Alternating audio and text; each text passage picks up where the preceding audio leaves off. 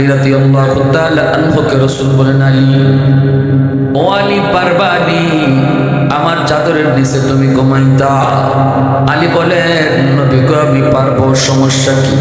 রাসূল বলেন, আলী, ওরা কিন্তু ঘুমন্ত অবস্থায় তোমাকে হত্যা করে ফেলতে পারে। আমি মুহাম্মদ মনে করে চাদর উঠে যদি দেখে ছাড়া, তখন তো দেখবে তুমি আলী। কিন্তু যদি চাদরের উপরে দিয়ে তলোয়ার চালায় দেয়, তাহলে কিন্তু তোমার জীবনটা বড় বিপন্ন, তুমিও বড় রিক্সে আছো রে আলী। একটু কও, এই রিক্সে তুমি যাবানি? আলী রাদিয়াল্লাহু তাআলা আনহু বলেন, ইয়া রাসূলুল্লাহ, আমি রাজি না, শুধু আপনি যা কইবেন আমি তাতেই রাজি। আল্লাহু আকবার, আওয়াজ দেখো, আল্লাহু আকবার। মুহাম্মাদুর রাসূলুল্লাহ মনে করি যদি আমাকে ওরা হত্যা করে ফেলে গো নবী, আমি রাজি। কেমন আশিক রাসূল, চিন্তা করেন, নিশ্চিত তিনি মনে করতেছেন হয়তো অ্যাক্সিডেন্ট, এটাই তো হওয়া স্বাভাবিক। অপেক্ষা করতেছে করতেছে, এক পর্যায়ে দুই একটা যদি ঢুকা দৌড় পেটা, আর ঘুম থেকে উঠার অপেক্ষা করে লাভ নাই, মারো, ঘুমন্ত অবস্থায় মারো, এমনটা করাটা স্বাভাবিক। কিন্তু আলী বলে, নবী গো, অসুবিধা নাই, আমি রাজি আছি। আল্লাহু আকবার, জোরে কও।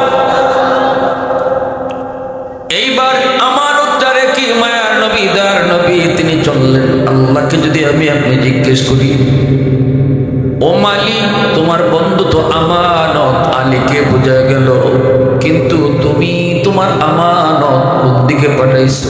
কার কাছে তুমি পাঠাইছো? কারে তুমি বুঝাইছো? তোমার আমানত তো হলো তোমার বন্ধু, বন্ধুরে তুমি কার কাছে পাঠাইছো? আল্লাহ তখন জবাব দিবে, আমার বন্ধুরে আমি আবু বকরের হাওলা করছি। সুবহানাল্লাহ, আওয়াজ দেখো না, সুবহানাল্লাহ। গভীর রাত, মায়ার নবী আবু বকর সিদ্দিকের দরজার সামনে যে হাজির, আস্তে করে নবীজি ডাক দেন, আবু বকর। দরজা খুলে ফেললেন। মায়ার নবী জিজ্ঞেস করে, আবু বকর, এত তাড়াতাড়ি দরজা খুলছো কেমন করে? সিদ্দিক আকবর বলে, নবী গো, আজ থেকে 40 দিন আগে আপনি কানে কানে আমারে বলছিলেন, আবু বকর, যে কোনো এক রাইতে তোমাকে নিয়ে আমি হিজরত করব। ওগো নবীজি, খোদার কসম, ওই দিন থেকে আজ পর্যন্ত কোন রাতে আমি আবু বকর বিছানায় পিঠ লাগাই না। দরজার সামনে দাঁড়ায় দাঁড়ায় সারা রাত আমি কাটাই গো নবী, শুধু আপনার ডাকের আশায়। যদি আপনি ডাক দিলে আমার দরজা খুলতে দেরি হয়, তাহলে তো আপনার কষ্ট হবে, এজন্য দরজার পাশে দাঁড়ায় দাঁড়ায় রাত কাটায় দেই। আওয়াজ দেখো না, সুবহানাল্লাহ, আরো জোরে কও না, সুবহানাল্লাহ। সিদ্দিক আকবর ইবনে কুহাফা, রাসূলের রবিকুল ছায়া ছবি, দিনের তরে কে আর মন, দিনের তরে কে আর মন, উজাড় করে দিল যা কিছু ছবি, উজাড় করে দিল যা কিছু ছবি। রাসূলের রাসূলের প্রিয়তম কে আর মন, রাসূলের অনুগত কে আর মন, রাসূলের ডাকে সদা তৈরি থাকে, রাসূলের নীতিমালা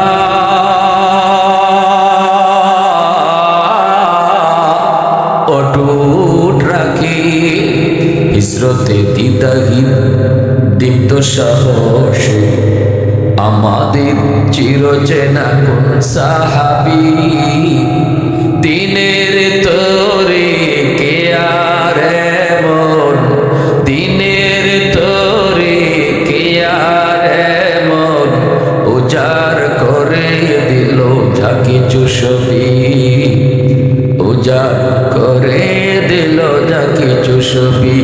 সিদ্দিক আকবর ইবনে কুহাফা, রাসূলের রবিকুল ছায়া ছবি, দিনের তরে কে আর মন, দিনের তোরে কে আর এমন উজাড় করে দিল যা কিছু ছবি, উজাড় করে দিল যা কিছু ছবি। মুসলমানের আওয়াজ কো আল্লাহু আকবার। ভাইরা বন্ধুরা জন্য বলতেছিলাম রে যুবক, আল্লাহ নবী মক্কার দিকে তাকায় তাকায় তিনি কান্দে, কিন্তু আল্লাহ কই বন্ধু তুমি কাঁদো না, যাও তুমি মদিনায় হিজরত করো, আবারও তোমাকে মক্কায় ফেরত পাঠাবো। ও বন্ধু কসম, আমি আল্লাহ কোরআনের কসম খায় বলি 8টা বছর কাটা গেল। মায়া নবী দয়া নবী 8ম হিজরিতে সাহাবায়ে কেরামদেরকে নিয়ে 10,000 সাহাবায়ে কেরামদেরকে লইয়া মায়ার নবী মক্কার দিকে রওনা দিলেন মক্কা জয় করার জন্য। সাথে নবীজির 10,000 সাহাবী, প্রত্যেকেই তারা যোদ্ধা, প্রত্যেকের হাতে তলোয়ার।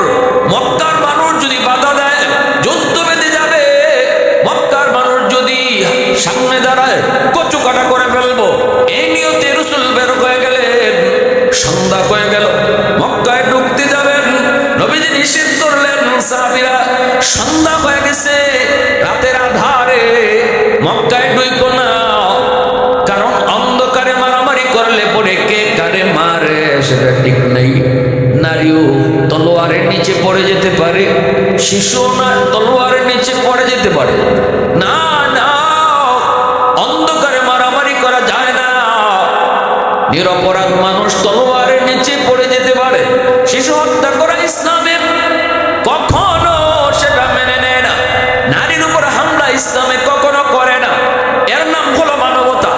ইসলাম মানবতা শিখায়, ইসলাম মানবতা শিখায়, রাসূল মানবতা শিখায়।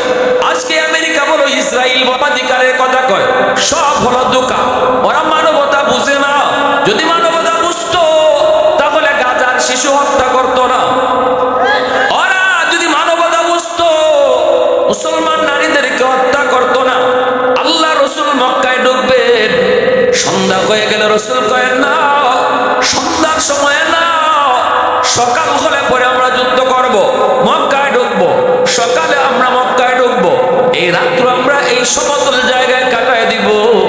অথচ সাহাবায়ে কেরাম প্রত্যেকেরই মনের ইচ্ছা ছিল, যে স্পিড নিয়ে তারা আইছেন এই স্পিড নিয়েই তারা মক্কায় ঢুকবেন। রাসূল বাধা দেন, আল্লাহ নবী কয় না, তোমরা এখানে তাবু বানাও। 10,000 সাহাবায়ে কেরাম তারা তাবু বানালেন রাত কাটানোর জন্য, রাত কাটাবেন। রাসূল বলেন আমাদের 10,000-এর জন্য তোমরা চুলা বানাও, রান্না বান্না করা লাগবে। চুলা যেই পরিমাণ লাগবার কথা ডাবল বানাও, ডাবল। যদি লাগবো 500 বানাও 1000, যদি লাগে 200 চুলা বানাও 500। রাসূল বলেন চুলা ডাবল বানাও। সাহাবায়ে কেরাম কেন নবীজি ডাবল চুলা বানাইতে বললেন তখন তারা বোঝেন নাই। অথচ আল্লাহ পাক আমার আপনার নবীর কি পরিমাণ যুদ্ধের কৌশল আল্লাহ জ্ঞান দিয়েছেন। রাসূল চুলা বানানোর ভিতরে একটা উদ্দেশ্য, চুলা বেশি বানানোর মধ্যে নবীজির একটা যুদ্ধের কৌশল আসেনি না নাই? রাসূল বলেন বাথরুম যদি লাগে 500 তাহলে বাথরুম বানাও কম, বানাইবে 200 যদি লাগে তে বানাও 100 যদি লাগার কথা তে বানাও 50টা। রাসূল বলেন বাথরুম বানাও কম আর চুলা বানাও জোরে জোরে। মক্কার লিডার আবু সুফিয়ান খবর পাইছে মুহাম্মদুর রাসূলুল্লাহ বিশাল কাফেলা লইয়া, মুজাহিদ বাহিনী লইয়া মক্কার অদূরেই তিনি এক জায়গায় অবস্থান করতেছেন, রাত কাটাইতেছেন। সকাল হলে পরে যুদ্ধ শুরু হবে, সকাল হলে পরে যুদ্ধ শুরু হবে। আবু সুফিয়ান লিডার, সে গুপ্তচর পাঠাইছে সন্ধ্যা রাতে আসার পরে, কয় যায় যায় দেখে পাহাড়ের উপর থেকে দূরে দূরে দূরে তাকায় তাকিয়ে দেখিস আবার ধরা পড়িস না, একটু দেখবে কি পরিমাণ মুজাহিদ সাথে লয়ে এসে মোহাম্মদ। গুপ্তচর সিআইডি পাহাড়ের উপর থেকে দেখতেছে, যে টাইমে হে আইসে দেখতো এই টাইমে মুসলমানরা খানা ফাঁকাইবার লাগি চুলায় আগুন জ্বালাইছে। চুলা যে পরিমাণ লাগবার কথা সমান না বেশি, মনে আছে নি? এখন সারা ময়দান জুইরা সিআইডি দূর থেকে দেখে খালি আগুন আর আগুন দেখা যায়। কি দেখা যায়? এখন হে এখান থেকে কয় ভগবান ভগবান, রাম রাম রাম। চুলাও যদি মানুষ না জানি কি পরিমাণ, ওইটা লাগে গেছে। সোলাওই যদি এই পরিমাণ হয়, মানুষ না জানি কি পরিমাণ। হে দিছে দূর গিয়া কয় নেতা মায়ের খরণ লাগতো না, তাড়াতাড়ি বাগো। লোক যে কি পরিমাণ মোহাম্মদের সাথে আইছে এটা হিসাব করা সম্ভব না। আবু সুফিয়ান কারে বোকার বোকা কস না, একটু ধারণা দেন, একটা আন্দাজ করে কি পরিমাণ। ধর্মে আমি মানুষ গণবো কখন? সোলা কন্যাই তো কোল পাইছি না, মানুষ জন্ম তো পরে, আগে তো সুলা। হয়তো একটু আন্দাজ করে সুলার আন্দাজে সুলা যে পরিমাণ দেখলাম, একটা সুলার যদি 10 জনে খাওয়ান ফাঁক হয়ে থাকে, তাও আমার মনে হয় নিশ্চয় 50-60 হাজারের কম না মানুষ। অথচ রসুলের সাথে সাহাবি আইসেন মাত্র কয় হাজার, 10,000, কয় হাজার আইসেন। কয় সুলার আন্দাজে কয় 50-60 হাজারের কম হইতো না। আবু সুফিয়ান অত মানুষ পাইল কই মোহাম্মদ, আর যুদ্ধ করে কি হইব? ওই দুর্বল হয়ে গেছে মন, সারা রাত নিরারে ঘুম নাই। ফজরের সময় পাঠাইছে আরেকটারে, কয় তুই যাই একটু দেখি আয় আগ্রাইতে যে রিপোর্ট দিল এটা ঠিক না বেঠিক। যে টাইমে গেছে এই টাইমে মুজাহিদের ঘুম থেকে উঠিয়া বাথরুমের সামনে গিয়ে তারা লাইন ধরছেন সাহাবীরা। বাথরুম সমানে সমানে না কম, আরো তো কম যদি বাথরুম হয়, 10,000 মানুষের লাগে যদি 50টা বাথরুম হতে কিতাব বুঝবেন, বাথরুমের সামনে লাইন হইব নি হইতে পারে। বাথরুমের সামনে এক লাইন দেখিয়া হয় রাম রাম রাম রাম, এর লাগছে আরো ডর। আরে আল্লাহ, সবের তো আর বাথরুমে চাপ দিছে না। যে তাঁবুতে আছে 50 জন, এখান থেকে 2 জন আইসে মনে হয় বাথরুমে, বাকি 40 জন বা 45 জন তো তাঁবুতে রয়েছে।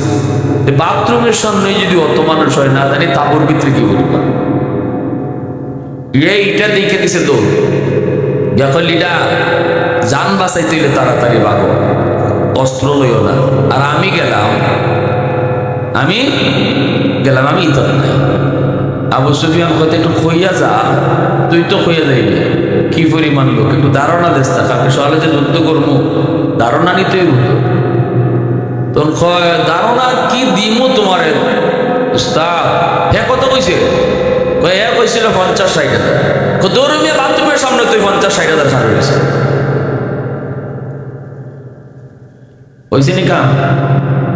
আবু সুফিয়ান কয় মক্কাবাসী যুদ্ধ টুদ্ধ না, কেউ সামনে খারইও না, খারইলে বিপদ, যার মতো যে পারো তাড়াতাড়ি যান বাঁচাও। আবু সুফিয়ান নিজেও যান বাঁচাই দিয়েছে।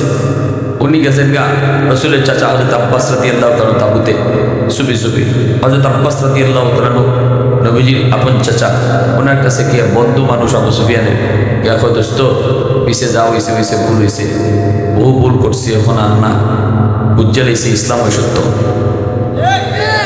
দেখে ইসলাম ধর্মই সত্য।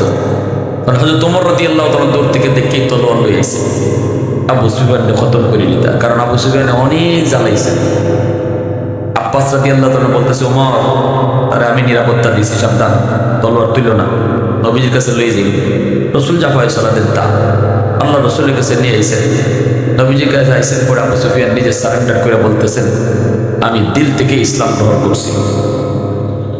আল্লাহ রসুল মানে নিয়েছেন, রসুল মানবেন না কেন? রসুলের সম্পর্ক আরেকটা জিনিস আছে তো, নবীজির সম্পর্ক হইল শ্বশুর। নবীজির সম্পর্কে কি? শ্বশুর। নবীজির একজন পবিত্র বিবি হযরত উম্মে হাবিবা রাদিয়াল্লাহু তাআলা আনহা, ইনি আল্লাহ রসুলের বিবি, ওনার বাবা আবু সুফিয়ান। আমার ভাইরা বন্ধুরা, যুবক, আবু সুফিয়ান তার সবচেয়ে আদরের মেয়েটা হলে উম্মে হাবিবা। উম্মে হাবিবা রাদিয়াল্লাহু তাআলা আনহা, তিনি নবীজির পবিত্র বিবি। উম্মে হাবিবা যখন নবীজির ঘরে আবু সুফিয়ানের সাথে রাসূলের চরম থেকে চরম দুশমনী, আবু সুফিয়ান মেয়েটাকে দেখার জন্য একদিন মদিনায় যায়। মায়ার নবী মদিনার বাইরে, আবু সুফিয়ান মেয়েটাকে দেখার জন্য চুপি চুপি দরজার সামনে যে ডাক দিয়া কয় মা, ও মা উম্মে হাবিবা।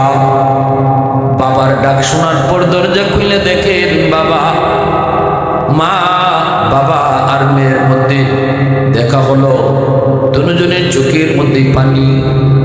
আবু সুফিয়ান কয় মা, ও মা তুই কেমনে আমারে ভুলে থাকলি?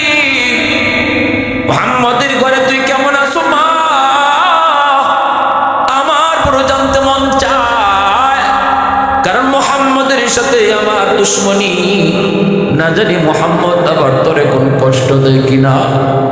এজন্য রাতের আধারে বাবা এসেছি একটু জানার জন্য রে মা। ভিতরে ঢুকতে দিয়ে পারিনি। সাথে সাথে উম্মে হাবিবা রাদিয়াল্লাহু তাআলা দৌড় দিয়ে ঘরের ভিতরে ঢুইকা যে খাটটার মধ্যে মায়ার নবী ঘুমাইতেন, ওই খাটের মধ্যে যে একটা চাদর বিছানো, বিছানার চাদরটা টেনে টান দিয়ে উপরে উঠে যাও। এরপরে বাবারে বলতেছেন, বাবা ভিতরে আসো। আবু সুফিয়ান তখন ভিতরে যায় ঢুকলো, বলতেছে বাবা বসো। তখনই আবু সুফিয়ান কয়, মা মারে তুই আমারে কই বসাইবি? একটা খালি একটা পালঙ্গ, একটা চাদর আছিল, চাদরটাও তুই তুইলা বানাইলি।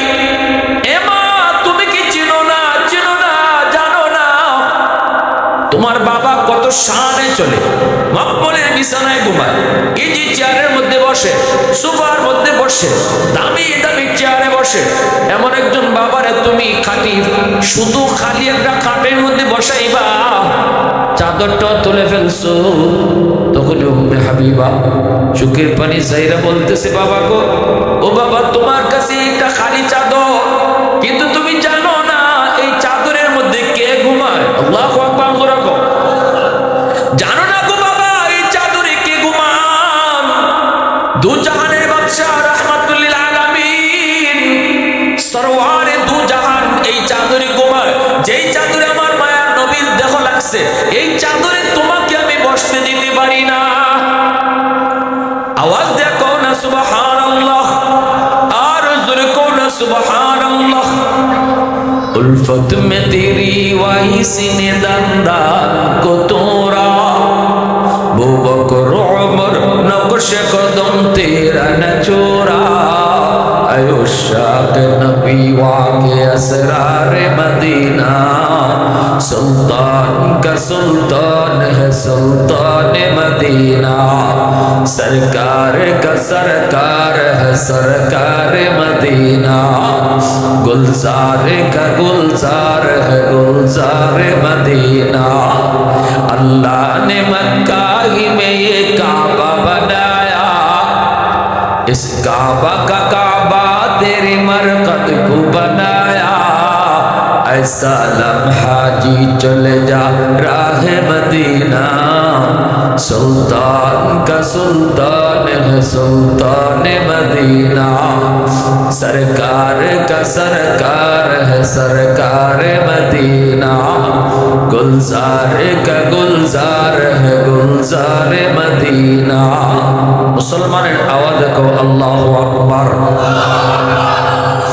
বাইরে বন্ধুরা, আমার নবী মায়ার নবী মদিনার বাইরে দাওয়াতের কাজে বের হয়েছেন। এইবার আবু সুফিয়ান কয়, মা মুহাম্মদের ঘরে তুমি কেমন আছো একটু কও।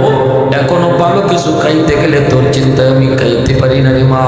তুই তো গরুর গোশত পছন্দ করতি, তুই তো উটের মাংস পছন্দ করতি, তুই তো কলিজা বড় পছন্দ করতি। কলিজা খাইতে গেলেও আমি এখন খাইতে পারি না মা, তোর কথা মনে পড়ে যায়। মা একটু কও না। বাবা আর মা আর মেয়ের সাথে সম্পর্ক থাকে অনেক গভীর, কারণ ছেলের চেয়ে মেয়েরা বাবাকে বেশি ভালোবাসে, ঠিক না? বলে মাকে না, বা ছেলের থেকে মেয়েরা বাপরে বেশি ভালোবাসে না? এই কথা সবাই একমত। তাইলে মেয়ে যদি অয়তে বাপে মুখ কালা করেন কেন? ছেলে হইলে আপনি গরু জবাই করে আপনি খাওয়া, আর মেয়ে হইলে পরে আপনি মুরগি দিয়ে খাওয়াইতে রাজি না কেউ। আবার দেখা যায় কিছু কিছু স্বামী আছে, মেয়ে সন্তান পর একটা দুইটা তিনটে হইলে মা বউরে ছাইরে দেয়। তাহলে কি বুঝে? অথবা বউর সাথে খারাপ আচরণ করে, বউর সাথে রাগারাগি করে। তাহলে বোঝা গেল ছেলে দেয় আল্লাহ আর মেয়ে দিছে বউয়ে। ছেলে মেয়ে কে দেয়? জোরে কন। যে মেয়েটা আপনার জন্য এত দরদি, কিজার দরদি? সংসারে দুই ধরনের, সংসারে কিন্তু একটা রাজনীতি আছে, প্রত্যেকটা ফ্যামিলিতে একটা রাজনীতি আছে। কি রাজনীতি? ছেলে মেয়ের মধ্যে একদল বাপের পক্ষে আর একদল মার পক্ষে।